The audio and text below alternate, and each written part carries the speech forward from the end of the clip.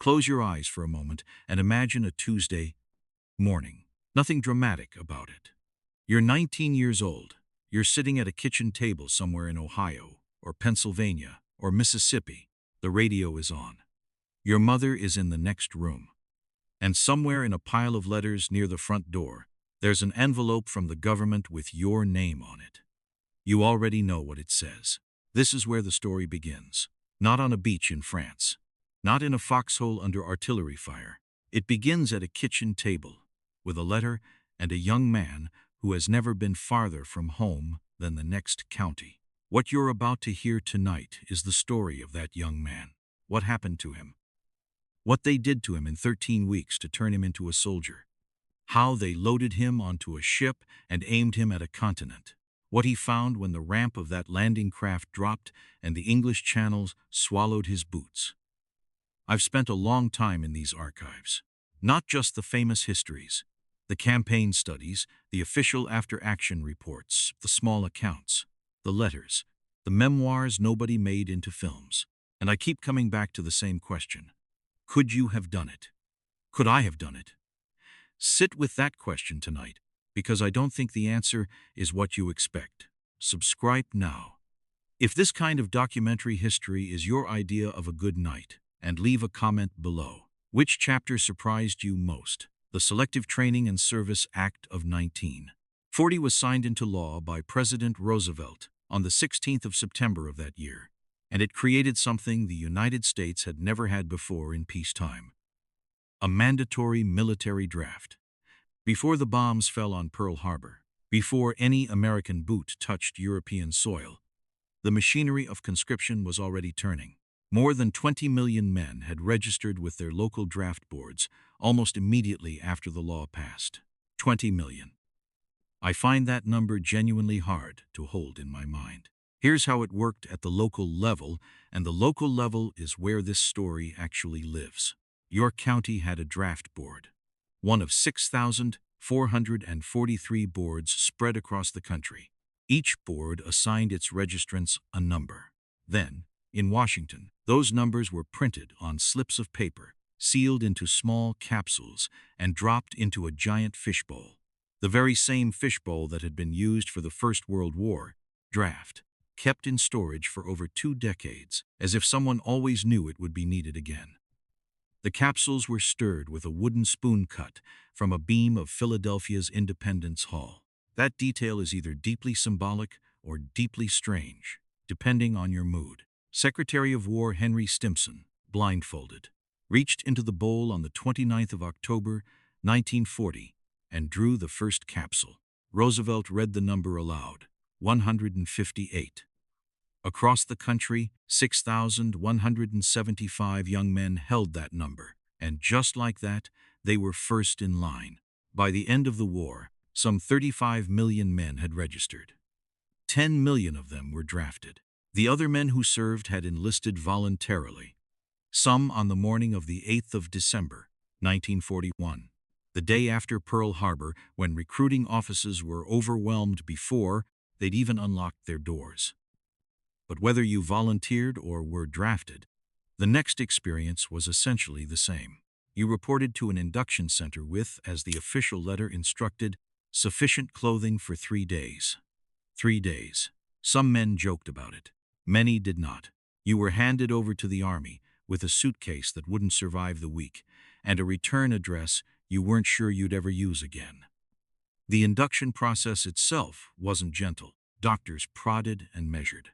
To be accepted, you had to be at least 5 feet tall, weigh no less than 105 pounds, have vision correctable by glasses, and have at least half your teeth. The Army was building a machine out of human beings, and it needed parts that met minimum specification. Men who failed the medical were classified 4F, physically unfit, and sent home. Some of them spent decades afterward trying to figure out whether that was luck or shame. I think about the ones who passed, the ones who were handed uniforms that afternoon, who looked down at the fabric and understood, perhaps for the first time, that the life they'd had was already behind them. What they did to you in 13 weeks Camp Croft in Spartanburg County, South Carolina. Camp Blanding in Clay County, Florida, Fort Benning in Georgia. The Army stood up more than 30 training installations across the country in the early years of the war, many of them built from nothing in a matter of months. Barracks hammered together on red clay ground, rifle ranges cut into southern pine forest, obstacle courses bulldozed into whatever terrain was available. The scale of the construction effort alone is staggering. Camp Blanding encompassed more than 160,000 acres. At the time, the equivalent of the fourth largest city in Florida, and it didn't exist in its wartime form until after 1939. You arrived in groups. At Camp Croft, they came mostly from New York, Pennsylvania, and New England. Young men who'd never been to the South, who stepped off trains into heat they weren't prepared for and into a social atmosphere that was, for many of them, profoundly disorienting. Your civilian clothes were taken, your head was shaved. You were assigned a serial number, no longer a name in the eyes of the institution, at least not formally. You slept in barracks alongside men you'd never met, from places you'd never been, with accents you couldn't always parse. The standard training cycle at these infantry replacement training centers ran 13 weeks. Not the compressed mobilization sprint that some later accounts describe. 13 weeks of structured, progressive instruction that moved from the elementary to the brutally specific. The first weeks were physical. You marched, you ran, you did push-ups until your arms gave out, and then you did more. Drill instructors. And this is documented consistently across memoirs from every corner of the country, did not believe in encouragement as a primary motivational tool. Small mistakes brought extra kitchen duty. Sometimes the punishment fell on the entire platoon for one man's error. That was intentional. The Army was teaching collective accountability, not individual resilience. Then came the weapons. At Camp Croft, trainees fired M1 rifles, Browning automatic rifles, anti-tank rockets, and infantry mortars. The M1 Garand, and I want to linger on this for a moment because it matters tactically, was a semi-automatic rifle that gave the American infantry soldier a rate of fire no bolt action could match. General George Patton reportedly called it the greatest battle implement ever devised, though historians debate whether that credit was ever delivered in those precise words. What isn't debated is what the weapon meant in practical terms. An American rifleman could put roughly 40 rounds downrange per minute in aimed fire. His German counterpart with a carabiner, 98 bolt action, was doing perhaps 15. That advantage was drilled into trainees' hands through repetition. Loading, unloading, field stripping, cleaning, loading again. They ran obstacle courses, went through gas chambers wearing their masks to prove the equipment worked, conducted simulated amphibious landings, and crawled under live fire on training ranges designed to replicate, at least loosely, combat conditions. The idea was sensory desensitization. Get men used to noise and confusion and physical exhaustion before the real thing arrived. Whether it worked well enough is a question. Veterans answered differently, depending on where they eventually served. Ben Quintana of Mississippi, who passed through basic training and came out the other side, put it plainly. When you go through boot camp and they pass you, you're ready to fight anything. I've read that quote a dozen times and I still can't decide if it's pride or relief or something more complicated than either. After the 13-week cycle, most men didn't go directly overseas. Depending on their assignment, they might cycle through 6 or more additional training locations, specializing in communications, demolitions, heavy weapons, or the particular skills of their unit. The Army was not shipping raw recruits to France. It was shipping men who'd been systematically disassembled and rebuilt over months, sometimes the better part of a year. That mattered. It didn't matter enough, as we'll see, but it mattered. The ship and the sea. At some point the training ended. Orders arrived. Your unit was told to pack. Nobody told you where you were going. Operational security was real and consistently enforced. But most men had a working theory. If you were heading to Europe, you were going through a port on the East Coast. New York was the most common departure point. Men who'd never seen the ocean found themselves standing on piers in Brooklyn or Staten Island, looking up at ships so large, the scale didn't seem right. The vessels that carried American troops across the North Atlantic in the years between 1942 and 1945 ranged from purpose-built military transports to commandeered ocean liners. The most famous of these were the RMS Queen Mary and the RMS Queen Elizabeth, British ships requisitioned by the Allied war effort and modified to carry soldiers instead of wealthy passengers. In peacetime, the Queen Mary had accommodated roughly 2,200 passengers in considerable comfort. In wartime, she carried more than 15,000 troops at a time, an entire division, packed into spaces that had been stripped of their pre-war fittings. Bunks were stacked 4 and 5 high. Sleeping was done in shifts. The mess halls fed men in continuous rotations. The luxury had been gutted and replaced with a different kind of purpose. These two ships made their Atlantic crossings unescorted, relying entirely on speed. They could sustain 30 knots, or better, faster than any U-boat could pursue on the surface, and far too fast for a submerged submarine to track and intercept effectively. This was a calculated gamble on physics. It worked. No American troop transport was lost making the eastward crossing of the Atlantic during the war. That fact still surprises me every time I encounter it, given the scale of the U-boat threat. For most men, though, the crossing wasn't aboard one of those great liners. It was aboard a converted cargo ship or a more modest transport vessel, moving in convoy with destroyer escorts and, from aircraft above, once the technology reached sufficient range, aerial patrols, watching for submarines. The convoys could number more than 100 ships, spread across miles of ocean, shepherded by warships that tracked contacts with depth charges and early sonar equipment. The Battle of the Atlantic had been waged since the very beginning of the European War. By the time most American infantrymen were making their crossing, the worst of the U-boat campaign had passed its peak.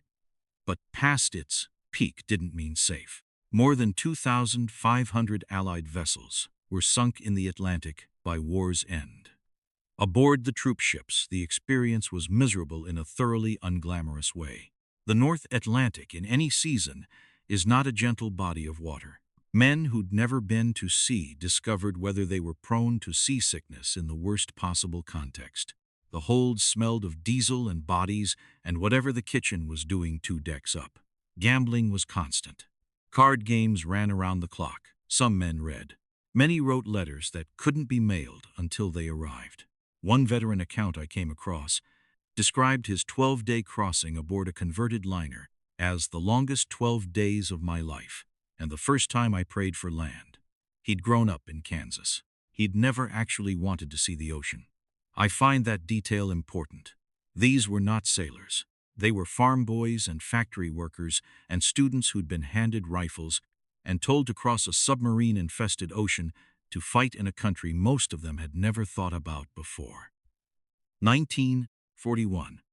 The distance between who they were before the letter arrived and who they were standing on that pier is one of the largest distances a human life can contain, and they crossed it in months, not years.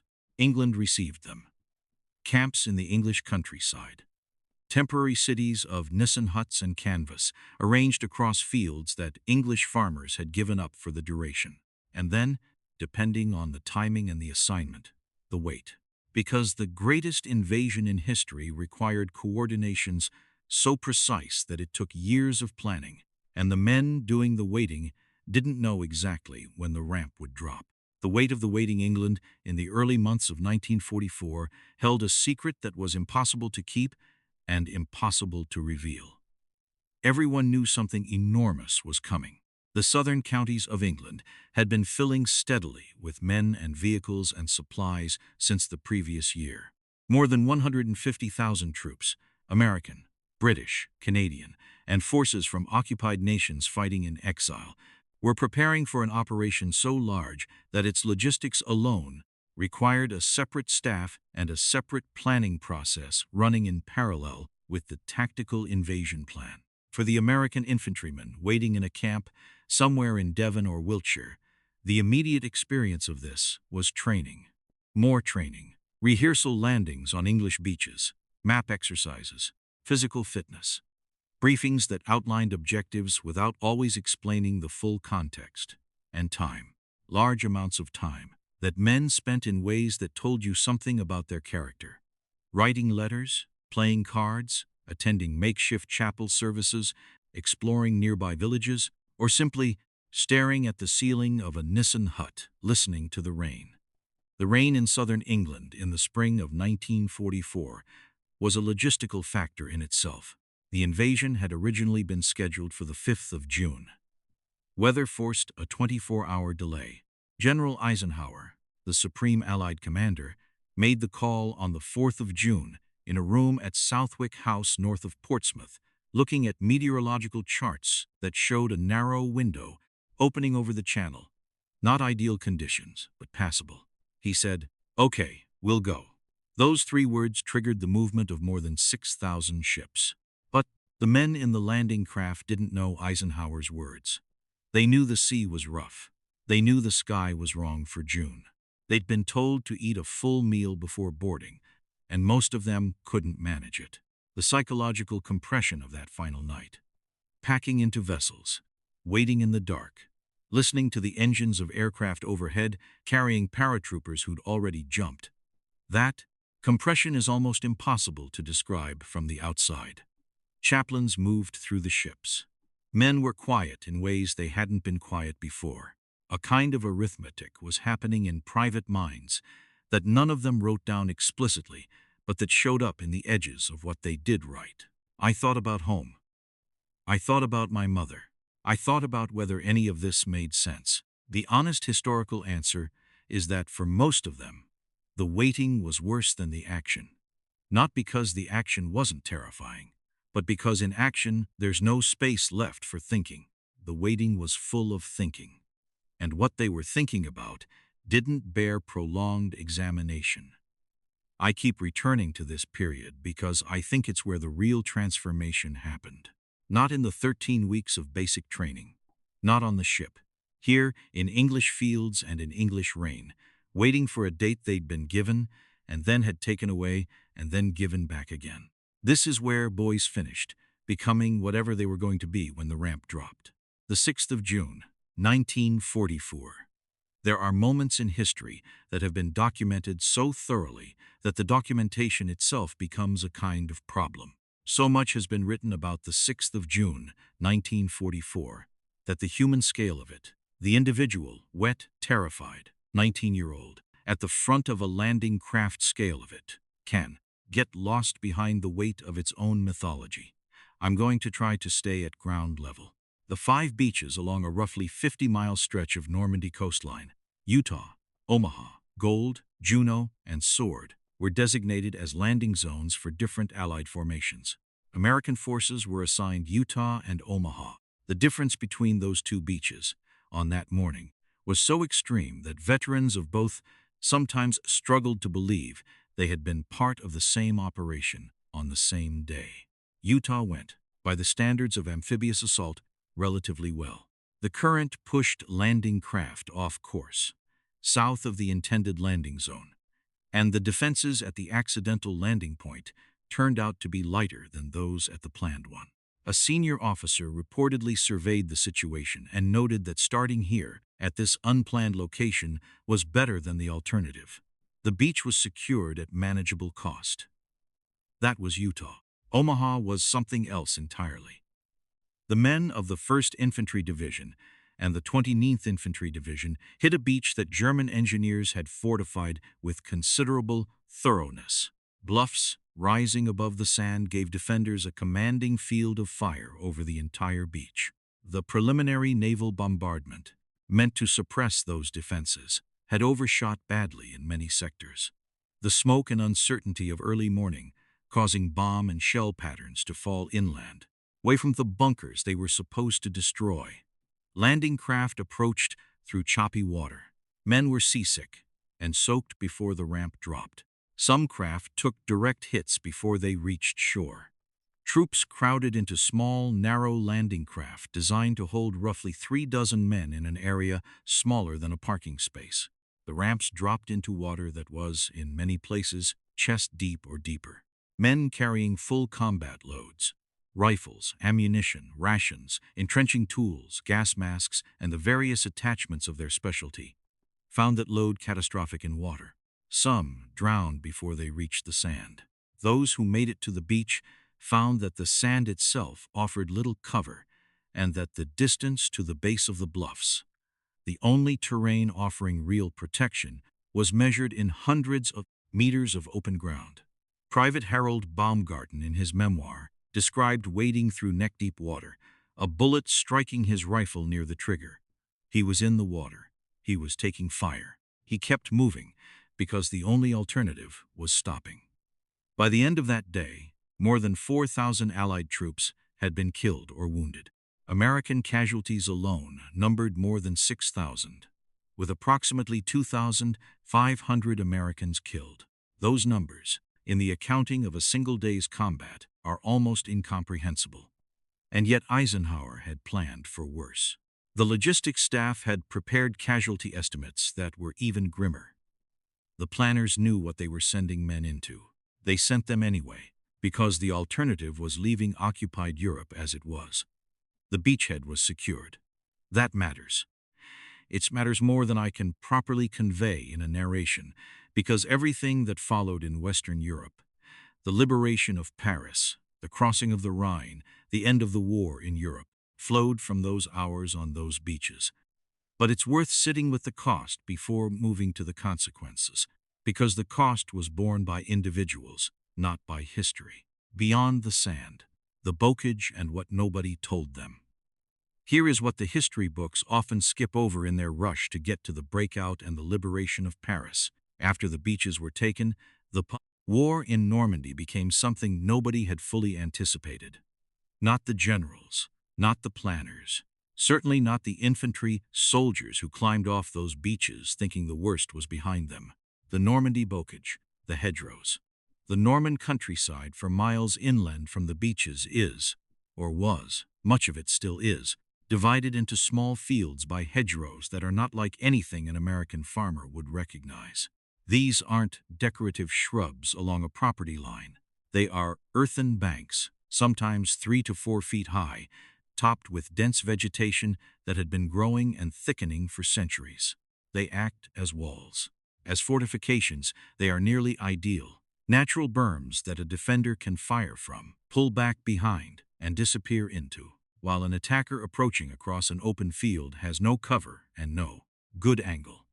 General J. Lawton Collins, commanding the 7th Corps, said the bocage was as bad as anything he had encountered in the jungle of Guadalcanal.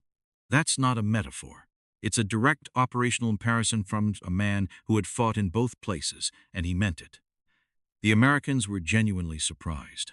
Their training in England had taken place on terrain that looked nothing like this. The tactical doctrine they'd practiced, fire and movement, infantry armor coordination, the principles drilled into them at Camp Croft and Fort Benning, assumed something closer to open ground, or at least ground where visibility extended beyond 20 meters. In the bocage, visibility was sometimes measured in feet. A machine gun nest could be invisible until you were close enough for it to be decisive. The minefields the Germans laid in the drainage ditches and along the hedge bases were almost impossible to spot. American tanks, which should have been a dominant factor on the battlefield, became liabilities in the hedgerows. When a Sherman attempted to climb over a hedgerow bank, it exposed its relatively thin belly armor to whatever was waiting on the other side. It became a target. The Germans understood this. Their tank destroyers, armed with weapons capable of defeating Sherman armor at close range, positioned themselves to catch American tanks in exactly this predicament. The material superiority the Americans possessed.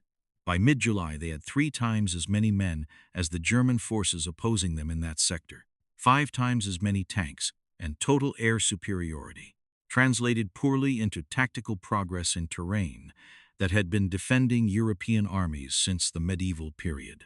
The solution, when it came, was improvised at the unit level rather than handed down from above. Sergeant Curtis Coolin. And I want to be careful here, because the historiography of exactly who devised the first workable version of this is slightly muddled, is credited with proposing a steel cutting device welded to the front of Sherman tanks using scrap metal salvaged from German beach obstacles. The device allowed tanks to drive directly through hedgerow banks, rather than climbing over them, keeping the hull level and the crew protected. Eisenhower's headquarters accelerated production, and within weeks a substantial portion of American armor in Normandy had been retrofitted. It was a solution born from frustration, built from debris, and it changed the tactical calculus of the campaign. But between the beaches and that solution lay weeks of grinding, exhausting, costly fighting through terrain that extracted a toll disproportionate to the ground gain. Units that had survived the beaches with their cohesion intact found themselves depleted by the hedgerow fighting in ways that were harder to quantify but no less real. The psychological weight of fighting in close, disorienting terrain, never seeing the full picture, never being certain where the threat was coming from, living in the bottoms of hedgerow fields for days at a time in rain and mud, is documented in the memoirs of men who came through it in a particular kind of exhaustion, not just physical. Something else. I think about what it meant to have survived the beach, to have made it across that sand and up that bluff, and then to find that the war was not receding but simply changing shape, that France was not liberated the moment you touched French soil, that there were hundreds of kilometers still ahead, and most of them looked like this: small, enclosed, treacherous, wet. They kept moving. That's what the records show. They improvised, they adapted, they took losses and reorganized and moved again. Whether that represents something admirable about human resilience or something terrible about what institutions can ask of human beings is a question I genuinely don't know how to answer. Maybe both things are true at the same time. But the summer of 1944 in Normandy was not yet done with them, and neither is this story. The breakout that almost wasn't. By the middle of July 1944, the Allied High Command had a problem it couldn't publicly admit.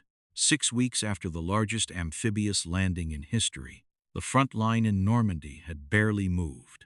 The original planning had assumed that within 3 weeks of D-Day, Allied forces would be at Falaise, roughly 35 kilometers south of Caen.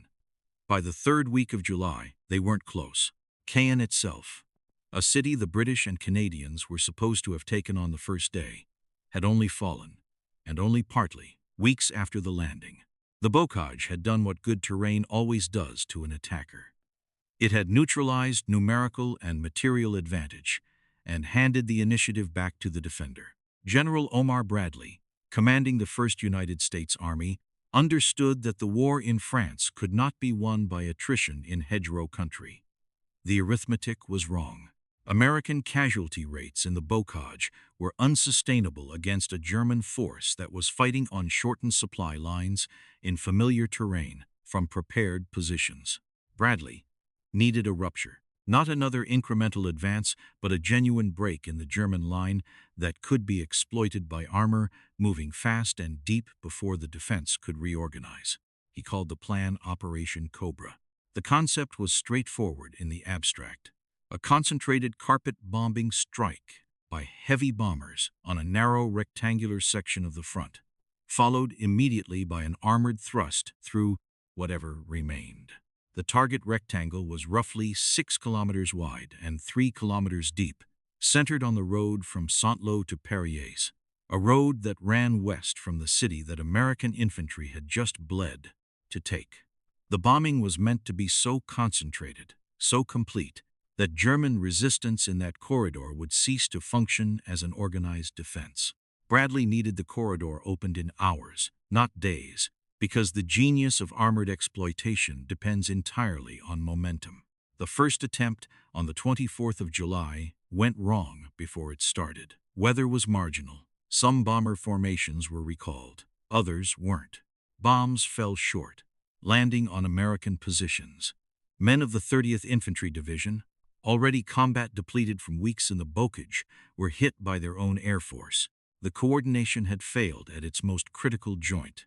Bradley, reportedly furious, insisted the operation be executed properly the following day, and that the bombers approach parallel to the front line rather than perpendicular, to reduce the risk of short bombs falling on American troops. The 25th of July, 1944. More than 1,500 heavy bombers from the 8th Air Force, flying from bases in England, arrived over the target rectangle. The noise, accounts consistently describe, was unlike anything infantry soldiers had experienced. Not even the naval bombardment off the beaches came close to this. The ground shook at distances of several kilometers. German soldiers in the carpet bombing zone were found afterward in states that went beyond physical injury. Survivors described men who could no longer respond to commands, who had lost functional cohesion, who were simply incapable of organized resistance. But the bombs fell short again. Lieutenant General Leslie McNair, the highest-ranking American officer killed in the European theater, died in that short bombing incident, along with more than 100 other American soldiers. Bradley absorbed the loss and ordered the exploitation forward anyway, because stopping was not an option. The German line broke. Not completely, not cleanly. It never works as cleanly as the diagrams suggest, but it broke enough. General George Patton's Third Army, activated in the field within days of the breakout, poured through the gap at Avranches and fanned out into Brittany and east toward the Seine. The kind of armored warfare Patton had trained for, the kind of rapid, deep exploitation of enemy disorganization, finally had the terrain and the opportunity it required. The static claustrophobic war of the bocage cracked open into something faster and more dangerous for the Germans than anything they had faced since the invasion began. For the American infantrymen, who had been fighting since the 6th of June, the breakout was experienced not as triumph but as continuation. You didn't stop. The tempo increased. Distances that had taken weeks to cover now took days. Supply lines stretched and sometimes snapped. Units outran their fuel, their rations, their ammunition resupply, and the improvisation required to keep moving demanded a kind of organizational creativity that the Army's logistical doctrine hadn't fully anticipated at the division and corps level. I find that gap fascinating in retrospect. The Army had planned for a slow, grinding campaign. It got one for 6 weeks, and then it got the opposite, and it had to adapt to both. The German command attempted a counterattack at Mortain on the 7th of August, a thrust intended to cut the American corridor at Avranches and sever Patton's supply lines. It failed. More than that, it made the German position worse, because the armor committed to the Mortain counterattack became encircled as American and British forces closed in from north and south at what became known as the Falaise Pocket. The scale of German losses in the Falaise Pocket, materiel, men, and perhaps more importantly, the experienced leadership cadre that couldn't be replaced, fundamentally altered the strategic balance in Western Europe. Paris was liberated on the 25th of August, 1944. General Charles de Gaulle entered the city in a ceremony that was partly military and partly political theater, which is to say, it was exactly what the moment required. French forces led the formal entry into the city at de Gaulle's insistence, a decision Eisenhower accepted with characteristic pragmatism, understanding that the symbolic weight of who entered Paris first mattered enormously for the future government of France. For the American soldiers who had fought from the beach to the outskirts of the city, the liberation was real, and it was celebrated. But many of them were already moving east before the Champagne was open. The war still had 9 months left in it. There was no time to stop. What the breakout from Normandy established, and what I think gets underappreciated in the popular telling of the war, is that the campaign had tested American military institutions in ways that hadn't been tested before and exposed genuine failures of planning, doctrine, and equipment. The Sherman tank's vulnerability was known before D-Day and not adequately addressed.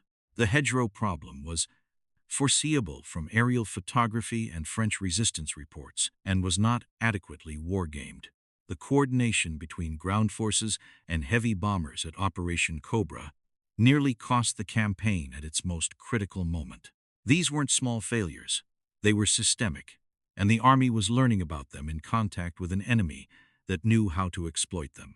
The fact that it worked eventually is remarkable, not because the system was perfect, but because enough people at every level, from private to general, were willing to improvise when the system let them down.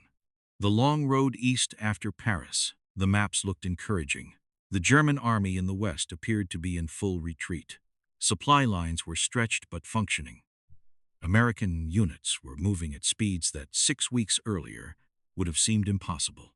There was a genuine, documented moment in late August and early September of 1944 when senior Allied officers, Bradley included, Patton certainly, believed the war in Europe might be over by Christmas. It wasn't. Understanding why requires looking at something that doesn't get enough attention in popular histories of the campaign: logistics. Specifically, the catastrophic mismatch between the rate of advance that Patton and others were achieving and the capacity of the Allied supply chain to sustain it. The Army had planned its logistics around the assumption of a slow advance from the beachhead. It had built port capacity, supply depot networks, and transportation plans on those assumptions. When the war suddenly accelerated, the entire logistical architecture had to be rebuilt in real time. The Red Ball Express was the solution, and it was an improvisation on a grand scale. Beginning on the 25th of August, 1944, a dedicated truck convoy circuit was established between the depots in Normandy and the rapidly advancing front. At its peak, more than 5,400 trucks were operating on the circuit, running around the clock on one-way roads, carrying fuel and ammunition and rations forward in an unbroken loop.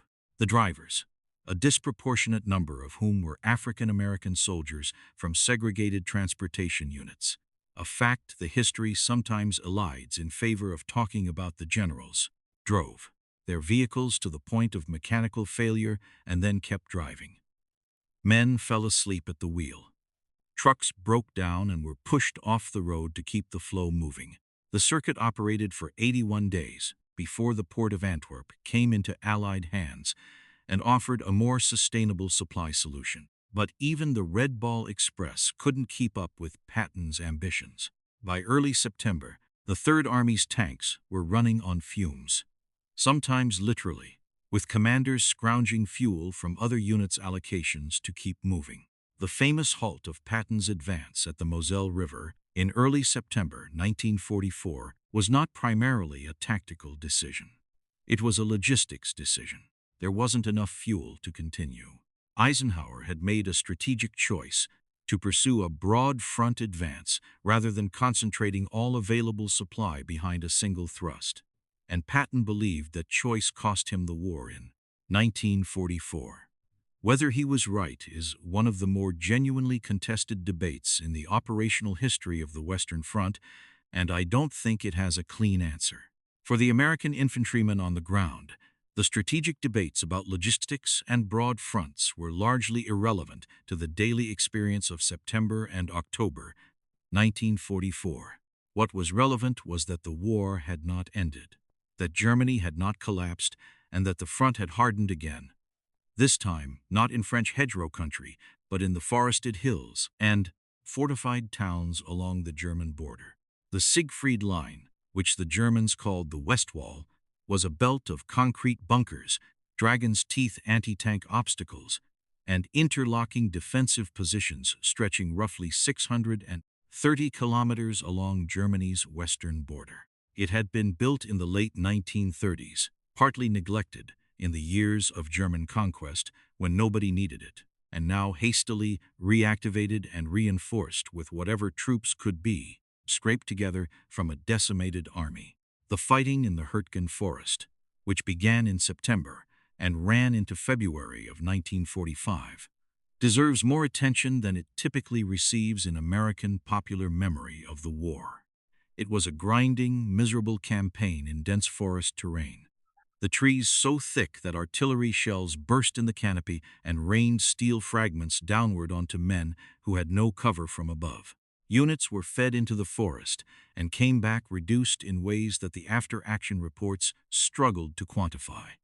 The 28th Infantry Division, a Pennsylvania National Guard formation that had marched down the Champs-Élysées in the Paris Liberation Parade in late August, was so badly depleted at Hurtgen that it had to be pulled from the line and sent to a supposedly quiet sector of the front to recover and absorb replacements.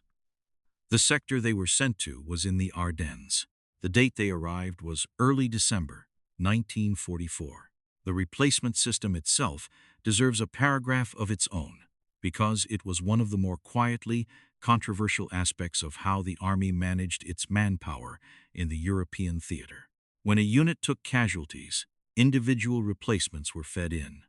Men who had come through the replacement pipeline and who arrived at their new units knowing nobody, familiar with nobody's habits or capabilities, untested in the specific conditions of that front. Veterans of combat units almost universally describe this as a serious problem. A soldier who doesn't know the men around him is a less effective soldier. The unit cohesion that basic training had begun building, that shared experience of exhaustion and frustration, the knowledge of who could be trusted and who went to pieces under pressure, that cohesion took time to build and was shattered every time casualties opened gaps that individual replacements had to fill. The British system of rotating entire units in and out of the line, resting them as formations, had costs of its own. But it preserved something the American individual replacement system sacrificed routinely. There's a broader point here about what the Army learned or didn't learn in the course of 1944. The tactical improvisations, the hedgerow cutters, the infantry armor coordination that gradually improved through painful experience, the adjustment of artillery doctrine to close support roles it hadn't been optimized for. Those represent genuine institutional learning happening faster than most armies manage. But some systemic problems, the replacement system, the tank vulnerability, the coordination between air power and ground forces, persisted longer than they should have, because fixing them required institutional decisions that were politically or organizationally difficult to make. I don't say that to diminish what was achieved. I say it because understanding the failures alongside the achievements is what gives the history its actual shape. An account of the Western Front that presents the American Army as a smoothly operating machine of liberation misrepresents what the men who fought in it actually experienced.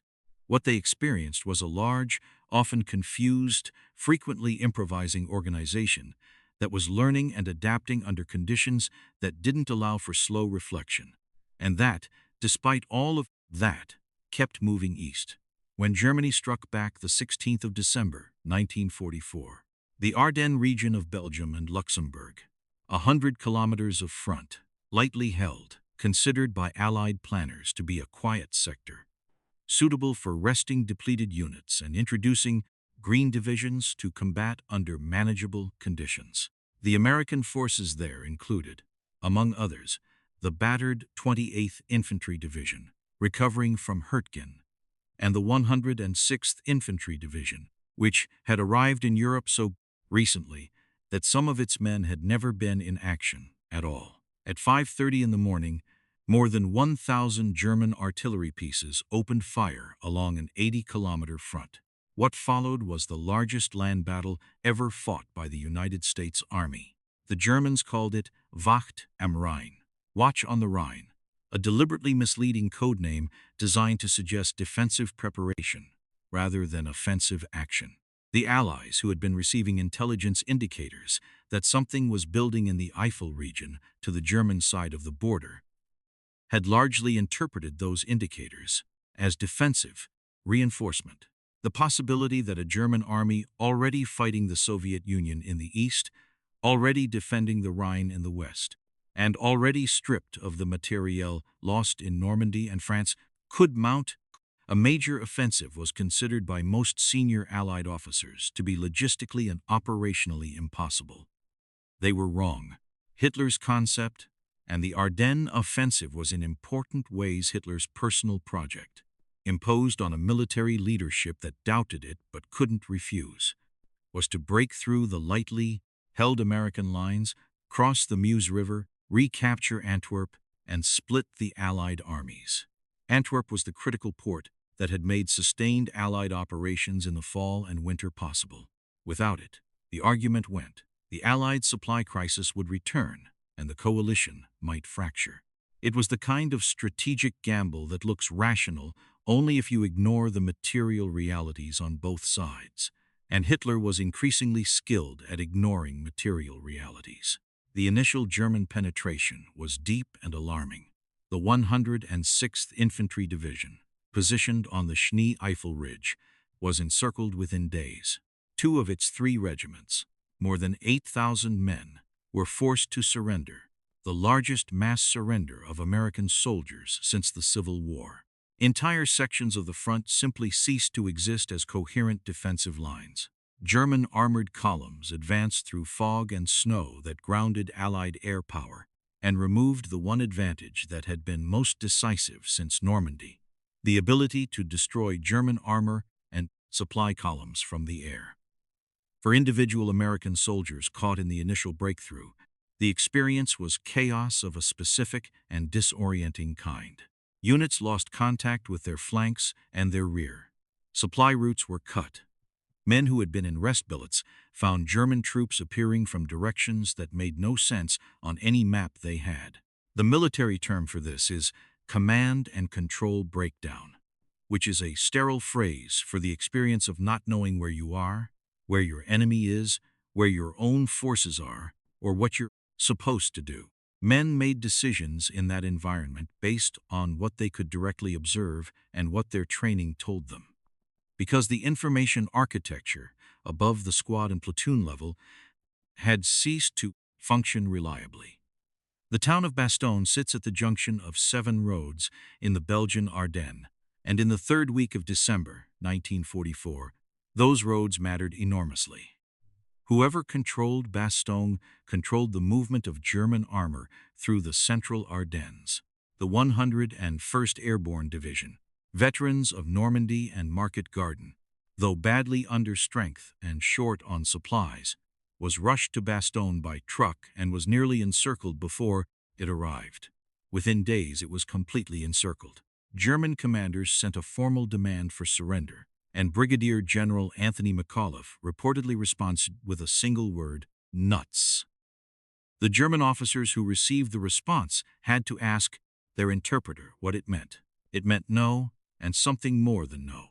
The siege of Bastogne held, partly because the 101st was capable and determined, partly because the town's road network made it difficult for German armor to simply bypass and leave it behind, and partly because the weather, which had been the German offensive's greatest ally in grounding Allied air power, finally broke on the 23rd of December.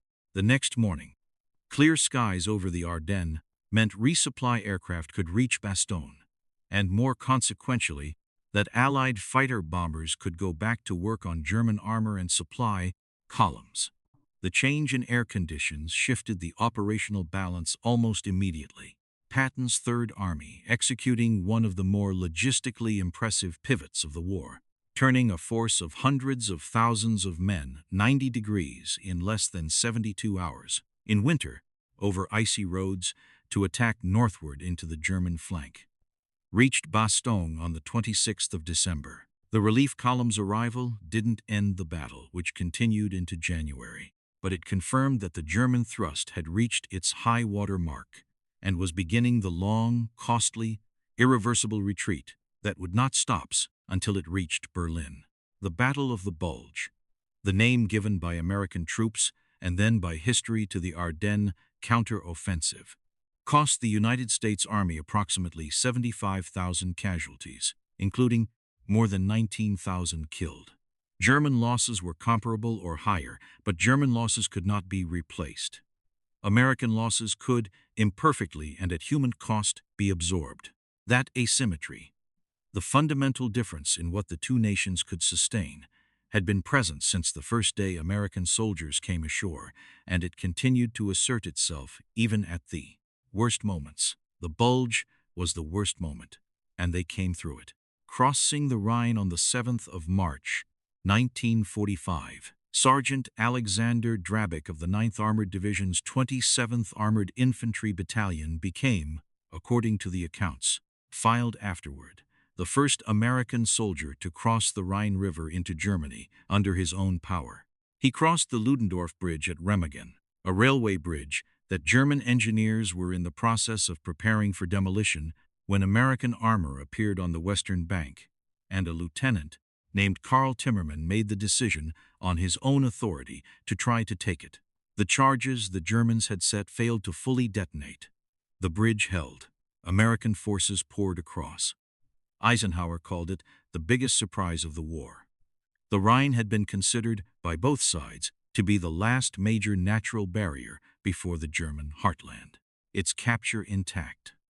Even a partial capture, even a railway bridge that would only survive another 10 days before collapsing into the river, had enormous operational and psychological consequences.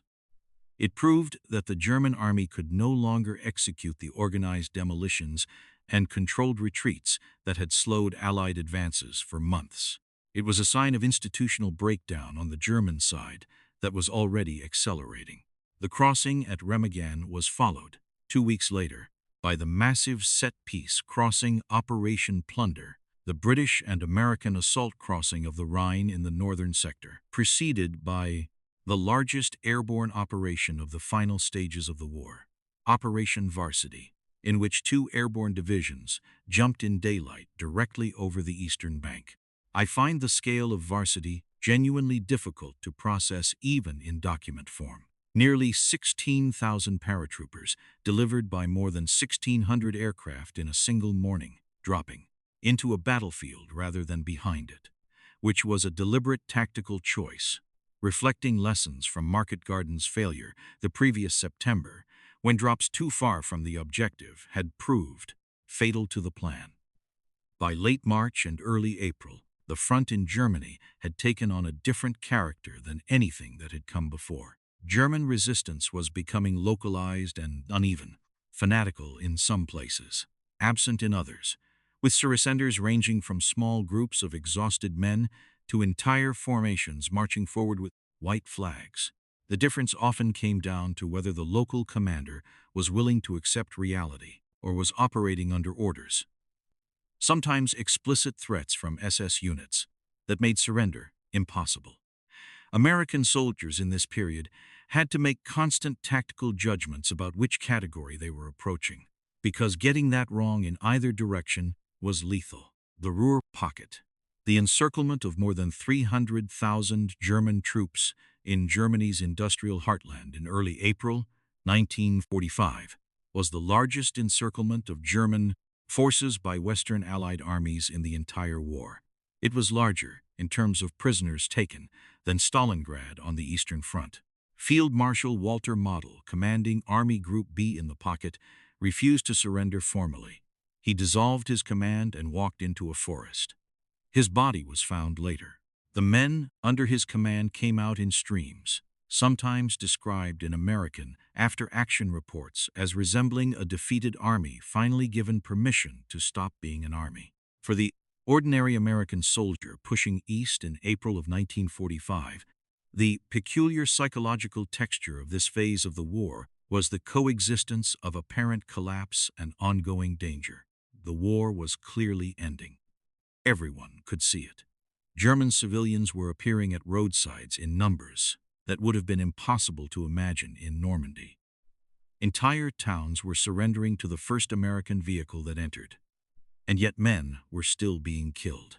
Not in the numbers of the Bulge or the hedgerows, but steadily, in firefights with units that hadn't received the message, in ambushes by Waffen-SS formations that refused to accept the verdict, in accidents and mechanical failures, and all the random lethality that attends large formations moving fast through uncertain terrain. Correspondent Ernie Pyle, who had covered the American soldier from North Africa through Normandy and into Germany, and who had perhaps done more than any other writer to bring the texture of the ordinary soldier's experience to the American home front, was killed on the 12th of April, 1945, by a Japanese machine gunner on the island of Ieshima in the Pacific, having transferred from the European theater just weeks before the Germans' surrender. There's something in that timing that I find genuinely difficult to set aside.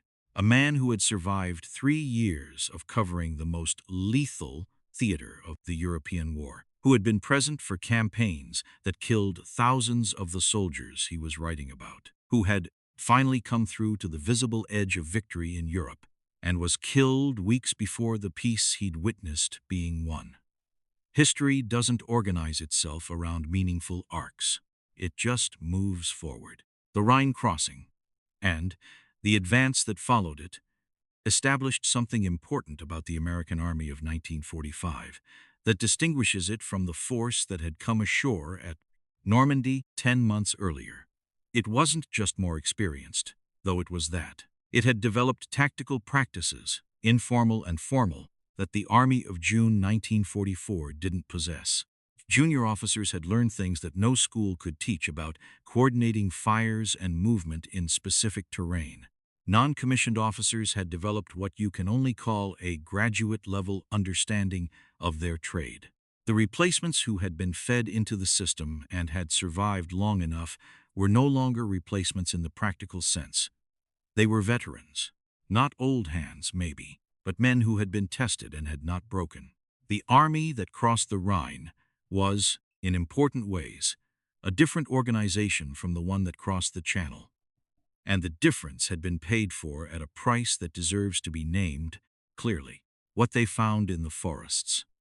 There are things the American Army found in the spring of 1945 that this narration cannot, and should not, describe in the terms of military history.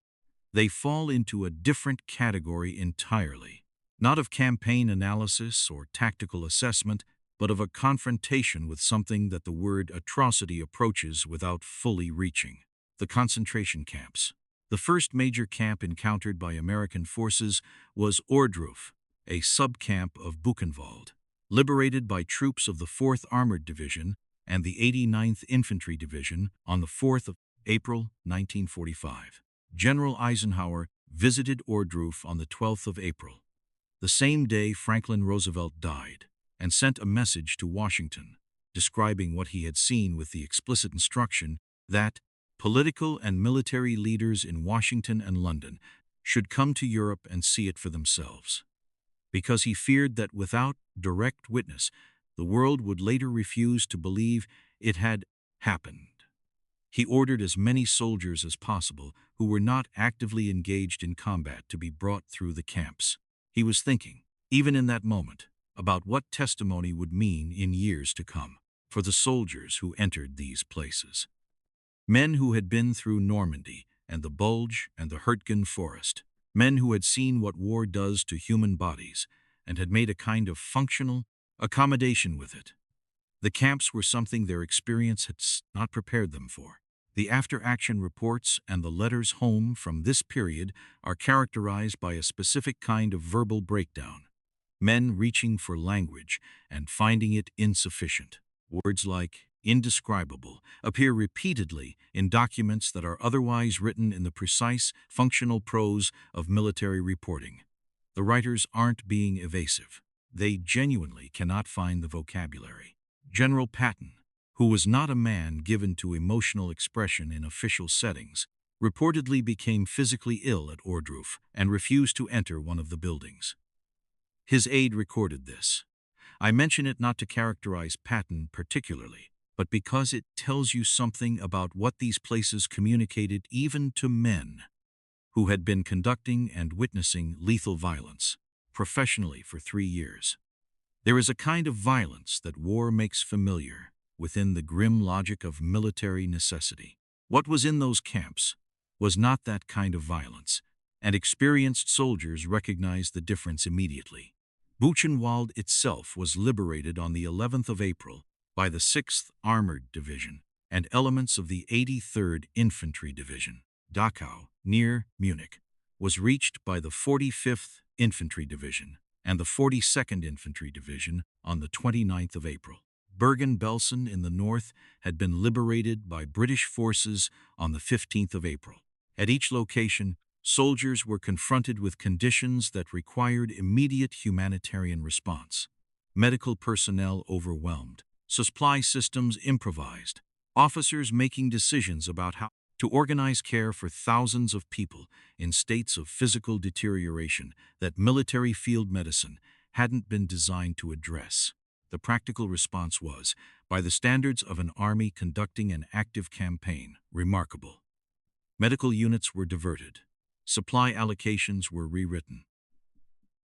Eisenhower's headquarters coordinated with relief organizations that were themselves just beginning to mobilize for the scale of what they were finding. The response was imperfect, absolutely. Some of the early medical efforts, well-intentioned, contributed to deaths among survivors whose digestive systems could no longer tolerate the rations being offered. But the organizational speed of the response, given that no planning had anticipated it, reflects something about the adaptability that the Army had been building since Normandy. For the individual soldiers involved in these liberations, the experience left marks that showed up in different ways, in different men, for the rest of their lives. Some talked about it almost immediately. Many did not talk about it for decades. The veterans who eventually gave oral histories to projects like the Veterans History Project at the Library of Congress, some of them recording their accounts 50 and 60 years after the events, often described the camps in the present tense, as if the distance of time had not moved the memory to a more comfortable remove. It stayed immediate in a way that combat, which also stayed immediate, stayed differently. Combat had a logic to it, a cause and effect, a terrible comprehensibility. This was different. Men held that difference inside them for a long time. I've spent time with some of those oral histories, and I want to be honest about what reading them feels like. There's a point at which the work of the historian, organizing, contextualizing, analyzing, has to step back from what the primary sources are actually saying. Because the primary sources are saying something that doesn't benefit from contextual framing. Some of what American soldiers encountered in those weeks in April and May of 1945 requires simply to be acknowledged, and then to be held in silence for a moment, before the history moves on. The war ends and you go home the 8th of May 1945. Victory in Europe Day. The German instrument of surrender had been signed in the early hours of the morning, technically on the 7th, at Reims, in a building that had been a schoolhouse before the war, and the announcement came into public knowledge on the 8th. In cities across the United States and across liberated Europe, the celebrations were immediate and enormous. Times Square in New York, Trafalgar Square in London, the Place de la Concorde in Paris. Photographs from those moments show people in the unreserved physical expression of collective relief. Strangers embracing, grown men weeping openly, women lifting children above crowds to see what celebration on this scale looked like. For the American soldiers in Germany on the 8th of May, the day was different. Many of them were still in the field. Some were still taking sporadic fire from units that hadn't received or refused the surrender order. Most were absorbed in the immediate work of occupation, establishing control of towns and cities, processing prisoners, locating displaced persons, managing the administrative machinery of a defeated country that had stopped functioning as a state. The war had ended, the work had not, and for men who had been in continuous operational existence for months, the announcement of peace didn't reconfigure the nervous system overnight. The immediate question for most American soldiers after VE Day was not when does the war end, but when do I go home? The Army had anticipated this and had developed a points system, officially the Adjusted Service Rating Score, colloquially called the points system, to manage the priority of demobilization. You received 1 point for each month of service, 1 point for each month of overseas service, 5 points for each combat decoration, and 12 points for each dependent child under the age of 18, up to 3 children. 85 points qualified you for discharge in the first wave. A man who had enlisted early, served overseas since 1942, been decorated, and had 2 children at home might have over 100 points. A man who had been drafted in 1944, arrived in Europe in early 1945, and was unmarried might have fewer than 40. The mathematics of the point system were defensible in principle and maddening in practice, partly because the threshold shifted as the Army's manpower needs shifted, and partly because the path between qualifying for discharge and actually being discharged involved a bureaucratic process. Physical examinations, administrative processing, transport allocation, that moved at its own pace. Ships that had brought men to England were now bringing them home. But the queue was long, and the number of men waiting to get into it was enormous. More than 8 million Americans were in the European and Mediterranean theaters at the end of the war. Moving them home was a logistical exercise on a scale the Army hadn't planned for, in the same way it hadn't planned for the liberation of the concentration camps, because both required a kind of planning that presupposed victory, and superstition is not entirely absent from military headquarters. The experience of the troop ships going west was different from the experience of the ships going east. The overcrowding was the same. The North Atlantic was the same. But the emotional weather was different. Men who had made the eastbound crossing in controlled fear were making the westbound one in a mixture of relief, exhaustion, and a kind of anticipatory anxiety that not all of them could name clearly. They'd been away for 1 or 2 or 3 years. The country they'd left had changed. They had changed more. The person who had received the letter at the kitchen table and the person making this return crossing were, in important ways, not the same person. And the question of how the second person was going to fit into the life that had been built around the expectations of the first one wasn't a question that any debriefing or processing center or welcome home ceremony was equipped to answer. There were parades. There were ceremonies at local levels. Homecoming events in small towns that had placed stars in windows and now replaced them with flags and banners. Families drove to ports and stations to wait for specific ships, checking manifests that were posted hours ahead of arrival. The reunions, documented in photographs and in letters written immediately afterward, were often described as both overwhelming and slightly wrong. Too much feeling concentrated in too short a moment, the reality of the person standing in front of you not quite matching the version you'd been maintaining in your imagination for years. That gap was real. It took time to close, and for some it didn't close cleanly. What the Army offered by way of transition was limited by the standards of what we understand today. Soldiers were processed through separation centers, places like Camp Kilmer in New Jersey or Fort Dix, where they received physical examinations, administrative discharges, travel pay, and a period of terminal leave. There was no systematic program for what the second half of the 20th century would come to understand as the psychological processing of combat experience. The prevailing institutional attitude, which reflected the broader cultural attitude of the time, was that returning veterans were resilient, that the right response to difficult experience was to set it aside and get on with civilian life, and that men who couldn't manage that had individual problems rather than problems the institution needed to address. This was wrong. And the evidence of how wrong it was accumulated across decades in the lives of men who came home and couldn't tell anyone what was wrong with them, because the language to describe it hadn't been developed yet. I think about what those men carried, not the medals, not the campaign ribbons, not the photographs they'd taken in France and Germany and Belgium, but what they carried invisibly in the specific recalibration of the nervous system that sustained exposure to extreme conditions produces. They went home. They built lives, remarkable lives, many of them.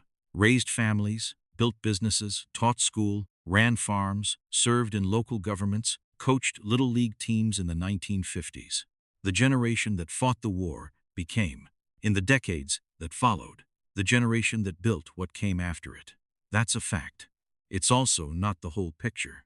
The whole picture includes what some of them drank to manage the nights, what some of them never said to their children about why they woke up at certain sounds, what some of them kept in boxes in the back of closets that their families only opened decades later. The question I started with, could you have survived, turns out to have more than one answer. Survival as a physical fact. Many of them achieved it, at the cost of things that don't show up in casualty statistics. Survival as a complete human being, carrying the full weight of what they'd seen and done and lost and found back into the ordinary world with no map and no guide. That was the longer campaign. Some of them managed it. All of them tried. The other war. What the Pacific asked of different men. There is a temptation, when writing about the American experience in the Second World War, to treat the European theater as the default and the Pacific as the addendum. Popular memory organized itself that way. The films organized themselves that way. D-Day has an established iconography that Peleliu and Tarawa don't have, at least not in the mainstream cultural imagination. But if you asked the men who fought in the Pacific whether their war felt like an addendum, you would get an answer that would stay with you. The Pacific theater was, from a purely geographical standpoint, a different kind of war. The European theater was a land war in which naval and air power served the ground campaign. The Pacific was fundamentally an island-hopping, naval and amphibious campaign in which ground forces were the instruments of a strategy built around control of sea lanes and airfields, not the liberation of occupied nations with functioning pre-war governments waiting to be restored. The distances involved were staggering in a way that the European theater's distances were not. The distance from Pearl Harbor to Tokyo is roughly 6,400 kilometers. The distance from New York to Berlin is roughly 6,500 kilometers. But the Pacific crossing was made without the benefit of the established port infrastructure and continental land mass that shaped movement in Europe. The American soldier going to the Pacific, or more precisely the Marine, since the Marine Corps bore the primary burden of the island assault campaigns, while Army units handled many of the larger land operations in New Guinea and the Philippines, encountered conditions that had no equivalent in France or Germany. Tropical heat that averaged above 30 degrees Celsius and humidity that made physical exertion a medical hazard. Rainfall in some island campaigns that averaged well over 250 centimeters per year. Jungle terrain that reduced visibility to meters, that hid defensive positions with a thoroughness that even the Norman bocage couldn't match, and that created logistical challenges. Supply routes, medical evacuation, equipment maintenance, that the Army and Marine Corps had to solve from scratch because no modern force had conducted sustained operations in comparable conditions. And disease. This doesn't get enough attention. In many Pacific campaigns, more men were lost to illness than to enemy action in the early phases. Malaria, dengue fever, scrub typhus, dysentery. These weren't background conditions that occasionally slowed operations. They were operational factors that shaped campaign planning and consumed medical resources at rates that planners found alarming and then found normal because there was no alternative. At Guadalcanal, the first major American offensive campaign of the Pacific War, more than two-thirds of the Marine and Army forces eventually contracted malaria.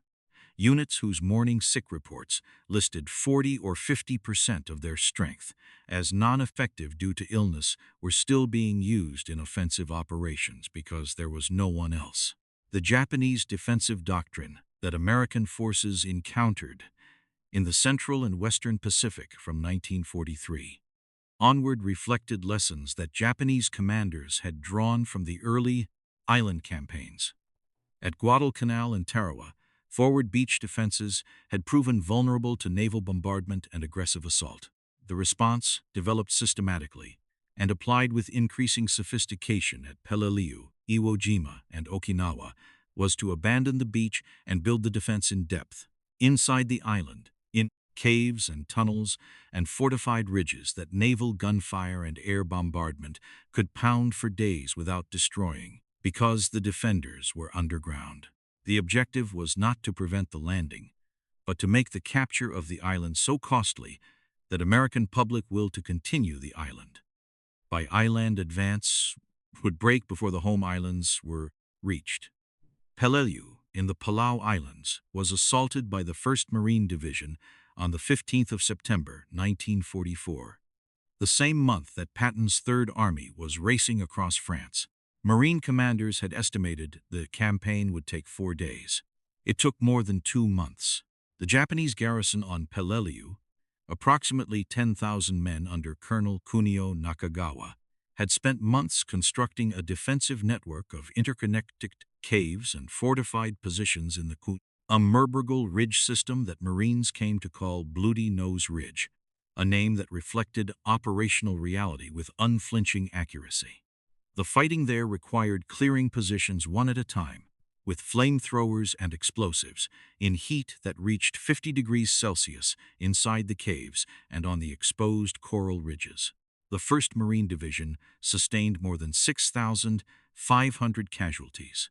The strategic value of Peleliu, debated even at the time, remains a point of genuine historiographical contention.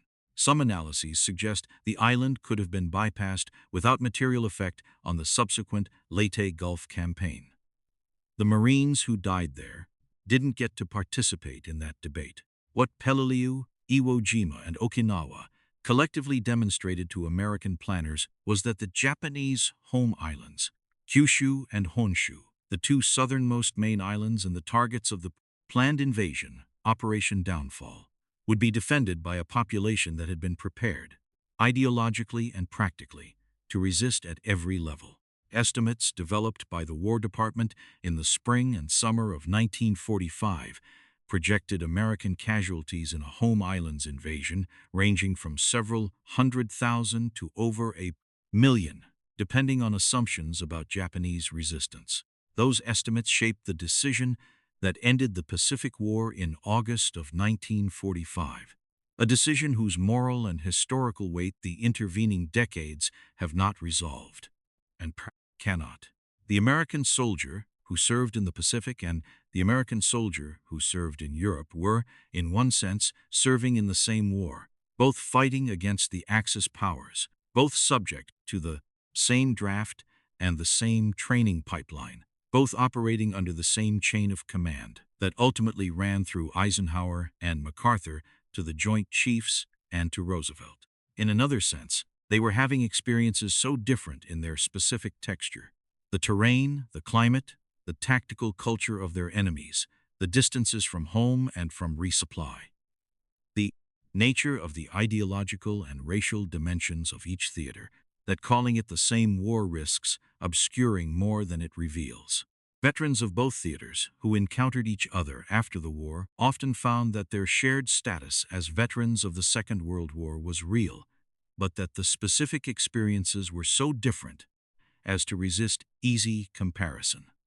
I think that gap is important to acknowledge, and I think it was one of the things that made the collective processing of the war so difficult in the years that followed. There's one more dimension worth raising before this chapter closes, and it's a dimension that doesn't fit comfortably into any standard military history framework.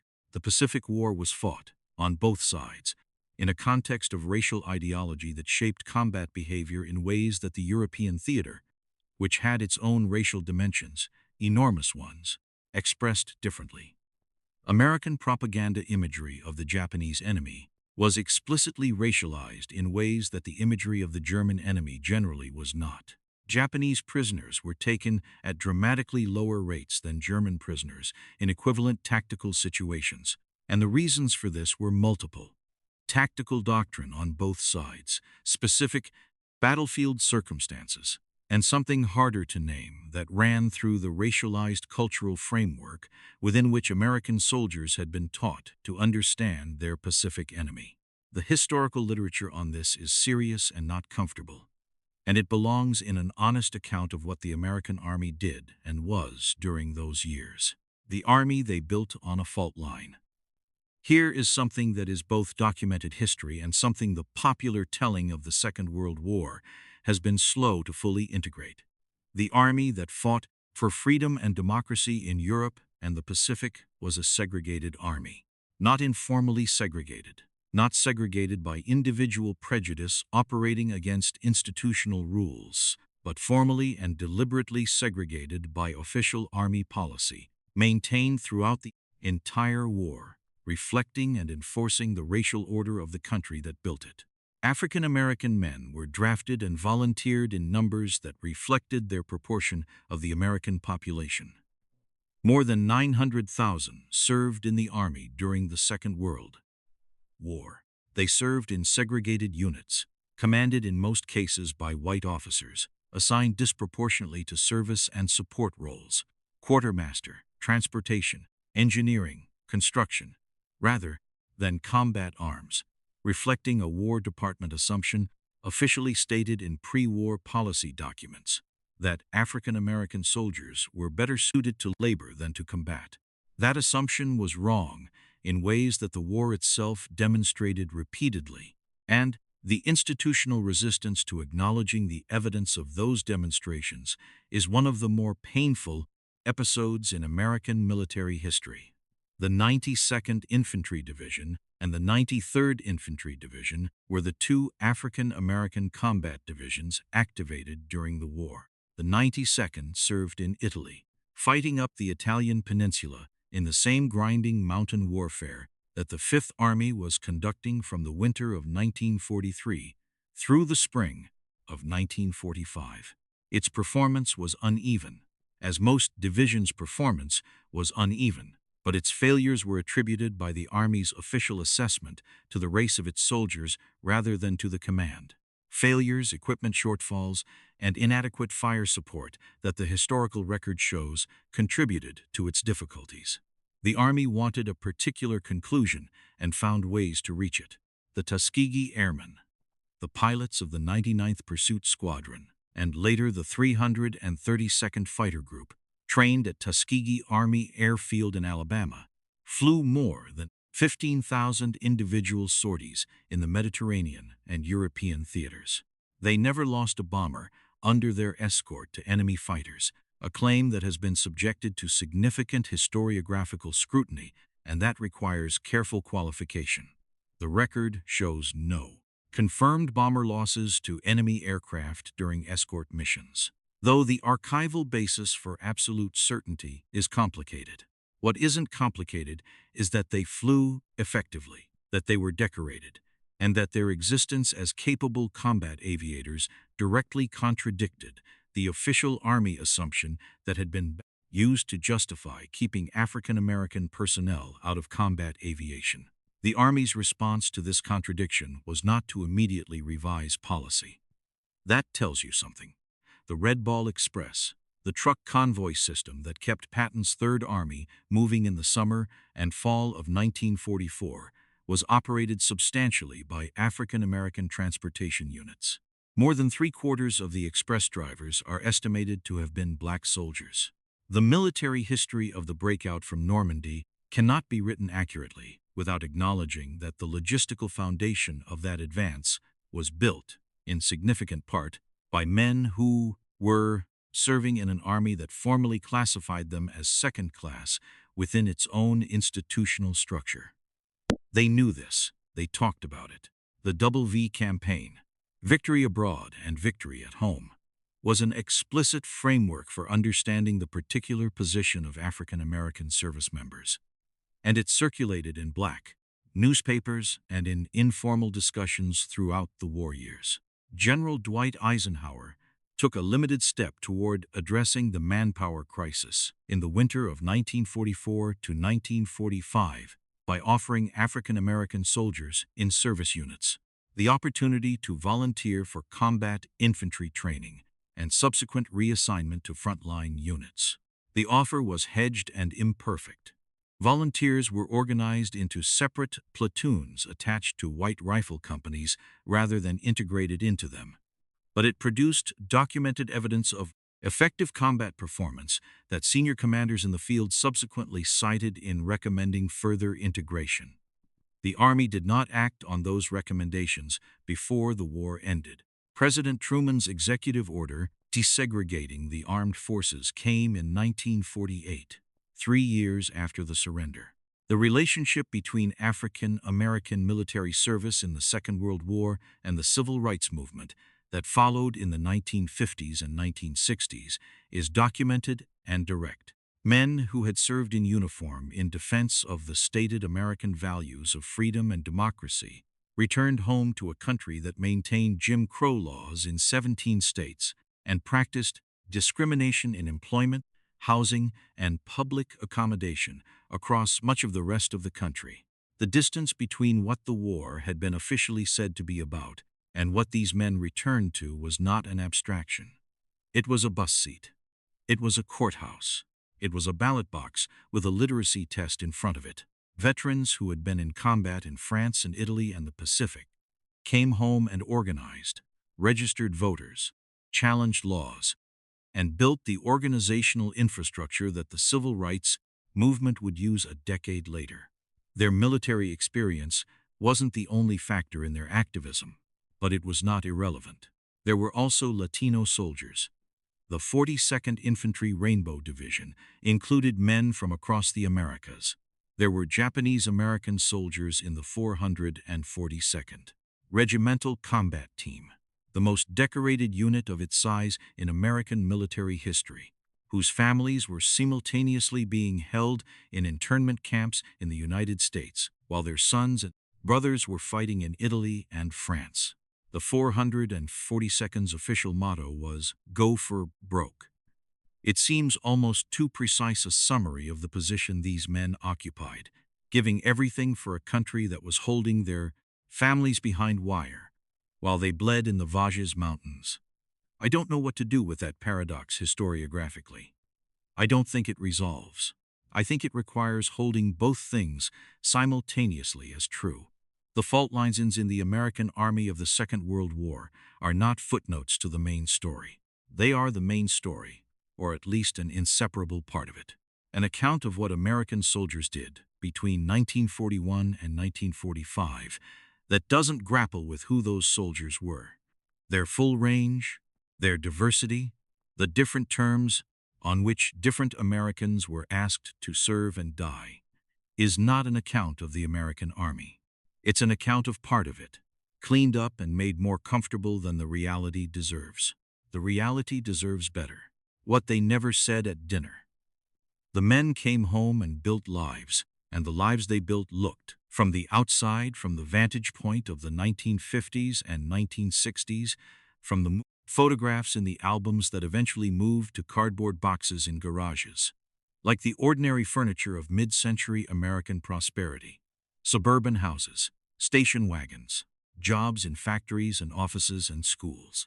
Children who grew up understanding their fathers as men who worked and coached and occasionally said sharp things about current events, but who didn't, as a rule, talk about the war. The silence was not uniform. Some veterans talked freely. Some joined American Legion posts and VFW halls and found, in the company of other men who had been there, a context in which specific memories could be shared because the audience already understood the reference frame and didn't require explanation. But a substantial number of men, and this shows up consistently in the oral histories taken decades later, in the accounts given by their children to journalists and historians writing about the greatest generation, maintained a deliberate distance from the specific content of their wartime experience in the context of their family lives. Not because they were ashamed, not because they were incapable of speech, but because the audience wasn't equipped for it. What do you say to a 12-year-old about what you found in the forests of Germany? How do you explain to a wife who waited 3 years what it felt like to fire a weapon at another person? How do you translate the specific sensory experience of being under artillery fire? The way the ground moves before the sound arrives, the way your body understands the threat before your mind does. into language that functions meaningfully in a kitchen in New Jersey in 1951. The men who stayed silent were often making a kind of practical judgment about communication rather than a decision rooted in pathology. The language didn't exist. The shared context didn't exist. And the country, busy rebuilding and prospering and raising families, wasn't always asking. The Veterans Administration, now the Department of Veterans Affairs, in the late 1940s and 1950s was equipped, such as it was, for physical rehabilitation, prosthetics, surgery, treatment of wounds that hadn't healed cleanly. Its capacity for what we would now call mental health support was limited in both resources and conceptual framework. The diagnostic language that would eventually produce the understanding of post-traumatic stress as a clinical condition recognizable across different kinds of trauma. The work done substantially by clinicians treating Vietnam veterans in the 1970s was not yet developed.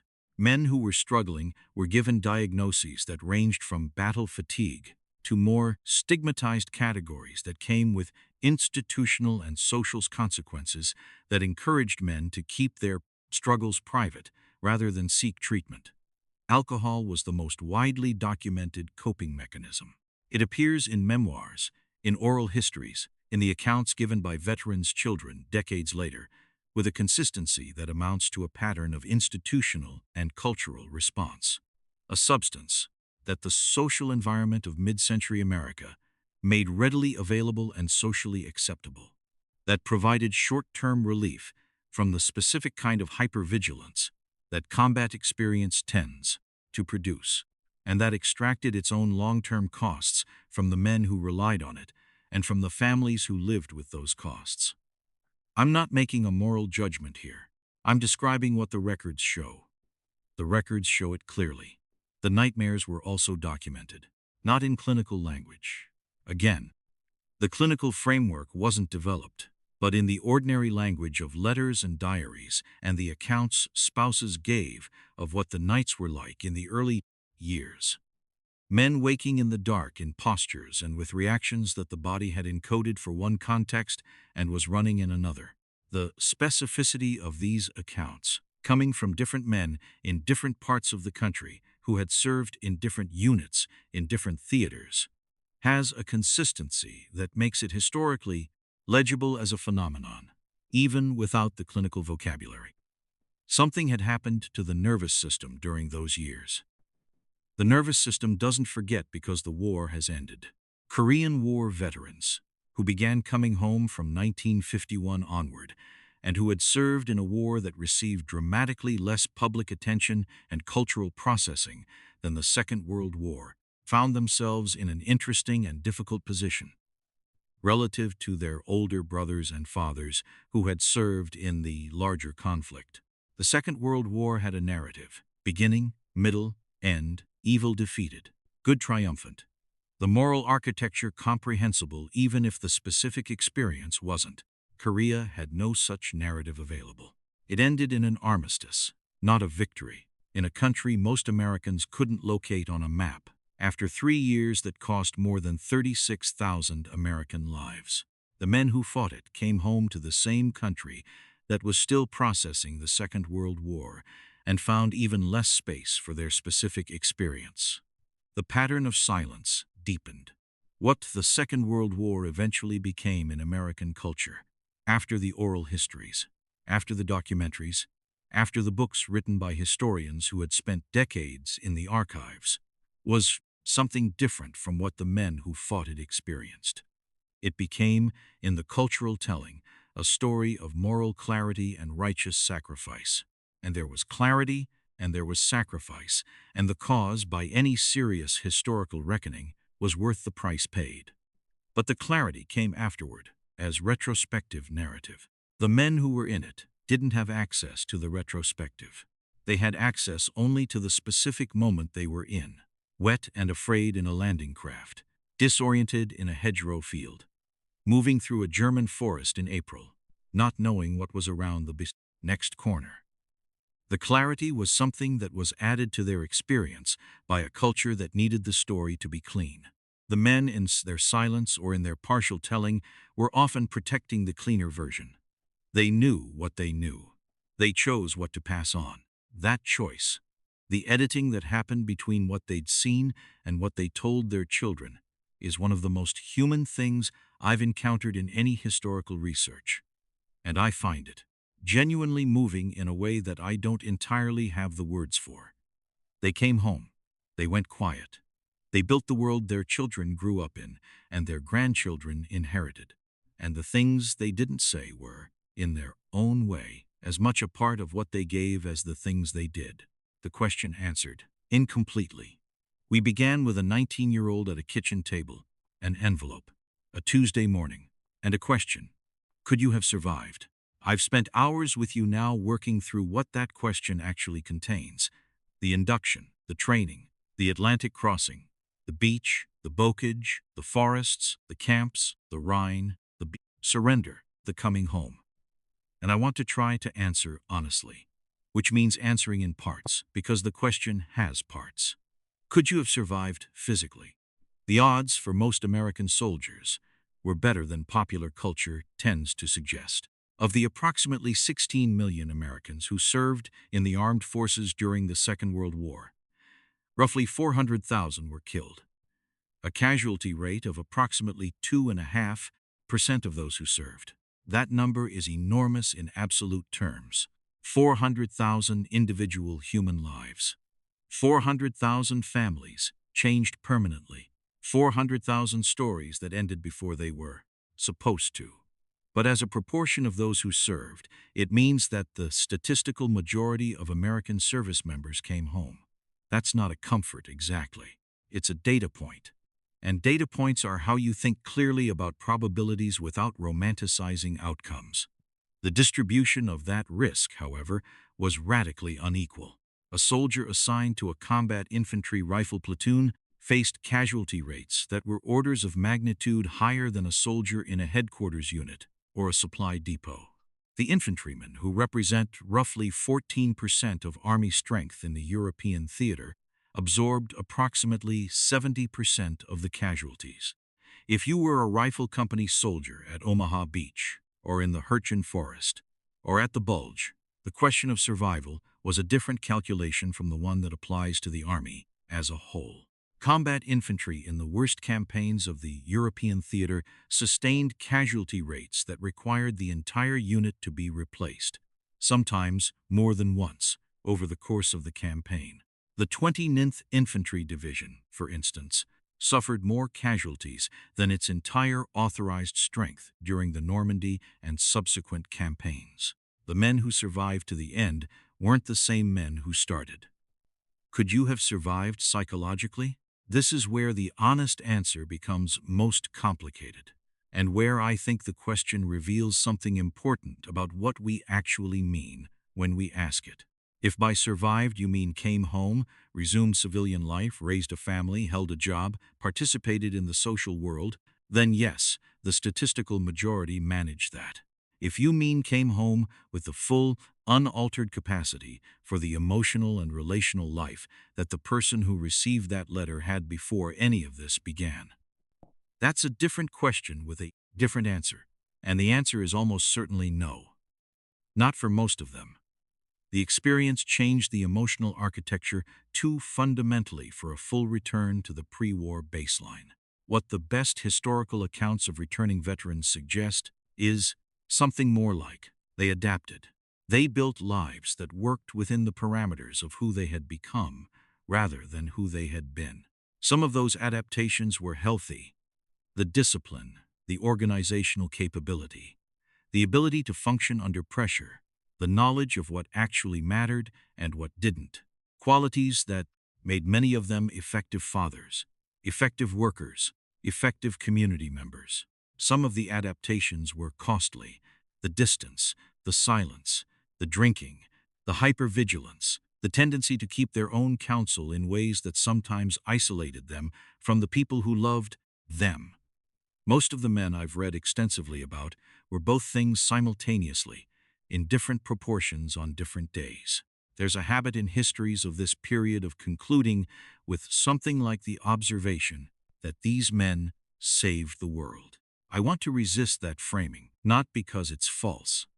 There's a reasonable case that the outcome of the war in Europe and the Pacific shaped the second half of the 20th century in ways that make save the world not entirely hyperbolic, but because it loads an abstraction onto specific human beings who had very specific, very limited views of what they were doing at any given moment. The soldier at the front of the landing craft at Omaha was not thinking about saving the world. He was thinking about the water and the weight of his pack and where the fire was coming from. The soldier in the Bulge wasn't thinking about the fate of Western democracy. He was thinking about staying warm and staying alive through the next 12 hours. The accumulation of those individual moments, those 12-hour increments of staying warm and staying alive, multiplied by millions of men across years of fighting, is what produced the outcome that the retrospective narrative calls the salvation of democracy. But the unit of the history is the individual, not the abstraction. And treating the individual honestly means acknowledging that the thing asked of him was immense, that the thing given in return by the institutional and cultural structures that sent him was imperfect and sometimes inadequate, and that the debt owed is not dischargeable by calling him a hero and moving on. What do you owe the men who did this? I don't think the answer is gratitude in the ceremonial sense, though that's not nothing. I think the answer is attention, the kind of careful, specific, non-mythologizing attention that tries to understand what the experience actually was. At the level of the individual, in the mud and the cold and the specific confusion of a specific moment in a specific place, the attention that says, you were a person, not a symbol. What happened to you matters in its particularity, not just in its contribution to a larger story that gets to have an ending. The young man who received the letter at the kitchen table and became the soldier and crossed the Atlantic and climbed the beach and survived the bocage and crossed the Rhine and eventually came home. He spent the rest of his life carrying both versions of himself, the person he was before and the person the war had made him. Most of the time he didn't talk about the second version, but it was there. In the way he checked exits when he walked into a room, in the way he went quiet at certain sounds, in the way he sometimes looked at his children in the evening with an expression that they couldn't read but that meant, in translation, I am here. I actually made it. This is real. That's not a small thing. That is, in its quiet way, the whole story. What history keeps and what it loses. There is a particular kind of historical source that I find myself returning to more than any other when I'm deep in a project like this, and it's not the campaign, studies, or the official after-action reports, though those are essential, and it's not the major published memoirs of senior commanders. It's the oral history, the recorded voice of a person who was there, speaking 50 or 60 years after the fact, trying to find words for things they've been carrying since 1944. The Veterans History Project at the Library of Congress holds tens of thousands of these accounts. Audio recordings, video recordings, written transcripts, personal documents donated by families after veterans died. The Eisenhower Center at the National World War II Museum in New Orleans has its own collection. The Imperial War Museum in London, the archives of individual divisions. State historical societies that collected local veterans' accounts before the generation was entirely gone. Taken together, these collections represent something that no official history can replicate. The phenomenology of the experience, as close as we're going to get to what it was actually like to be inside it. What strikes me, having spent time in these collections, is the consistency of certain themes across men who had no contact with each other, who served in different units, in different theaters, who came from different economic and regional backgrounds. The first theme is cold. An extraordinary number of accounts from the European theater mention cold as a primary physical memory, not as an abstraction but as a specific embodied recollection of what winter in Belgium or the Hurtgen Forest felt like at the skin level, particularly for men whose equipment was inadequate, whose boots were wet, whose sleeping arrangements involved whatever shelter could be improvised in an active combat zone. The cold shows up in accounts from men who would otherwise describe themselves as stoic or disinclined to complain, because it was beyond the threshold of stoicism. The second theme is the specific weight of looking at someone you knew. Not at an enemy, at a friend, at a man you'd gone through training with, or had been assigned alongside in England, or had come to rely on in the particular way that proximity and shared risk create reliance. When those accounts reach the moment of loss, the language changes. The carefully controlled, sequential narrative that men maintain through the tactical descriptions. We moved here, we encountered resistance there, we established a defensive position, often breaks at the point where they describe a specific loss. The grammar sometimes goes irregular. The voice on the recording changes quality.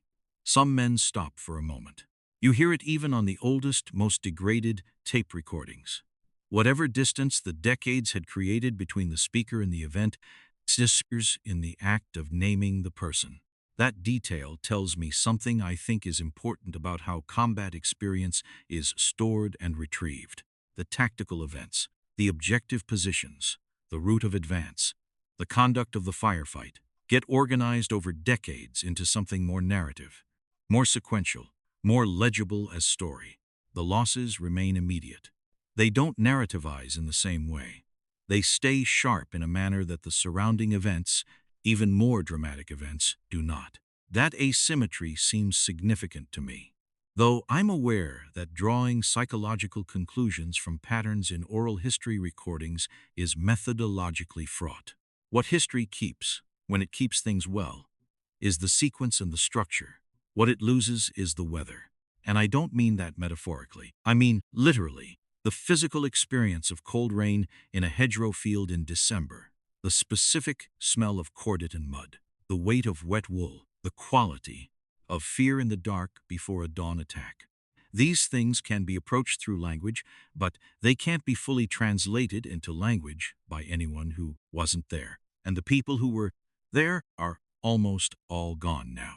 The last veterans of the Second World War are in their late 90s and hundreds at the time of this recording, and the window for first-person testimony is closing. What this means for how we understand the war going forward is that we will increasingly be dependent on the records left behind, the letters, the diaries, the oral histories recorded before the generation was entirely gone, the memoirs published in the decades after the war. Those sources are rich. They're genuinely rich in ways that would have surprised me before I spent time in them. People wrote at extraordinary length and with extraordinary precision about their experiences, partly because the mail was one of the only connections they had to home and they didn't want to waste it, and partly because writing is a way of processing experience that humans resort to instinctively when the experience is intense enough. The archives are not empty, but they are finite. And the finitude of the archive is, in a way, the final answer to the question I started with. Could you have survived? The men who could answer from first-hand experience are almost all gone now. What remains is what they chose to write down, what they agreed to record, what their families preserved and donated, and what archivists and historians have organized and kept accessible. History is always, at some level, what survives. And what survives is always, at some level, the choices people made about what to preserve, which means it reflects not just what happened, but what people believed was worth saving. The ordinary soldier, the 19-year-old from Ohio or Pennsylvania or Mississippi who got the letter and went, made mostly small choices about preservation. He sent letters home. He kept some of them. He sometimes wrote in a diary and sometimes stopped. He occasionally gave an interview or recorded an account when someone came to ask. These fragments, accumulated across millions of individual lives, are the texture of the history. The campaigns are the structure. The fragments are the reality. And the work of the historian, as I understand it, is to hold both simultaneously, to use the campaign structure to contextualize the fragments, and to use the fragments to make the campaign structure human. That is what I've tried to do in these chapters. Not to celebrate, though there is something genuinely admirable in what these men did and endured. Not to condemn, though there are genuine failures, institutional, moral, systemic, embedded in the history that should not be papered over for the sake of a cleaner narrative, but to attend to what happened at the level of the individual person inside the large event with the kind of specific, non-mythologizing care that I think those men, in their silence, in their partial telling, in the things they kept in boxes in the back of closets, were hoping someone would eventually bring to their experience. They were ordinary men. The circumstances were extraordinary. The distance between those two facts is where the history lives, and it's where I'll leave you tonight.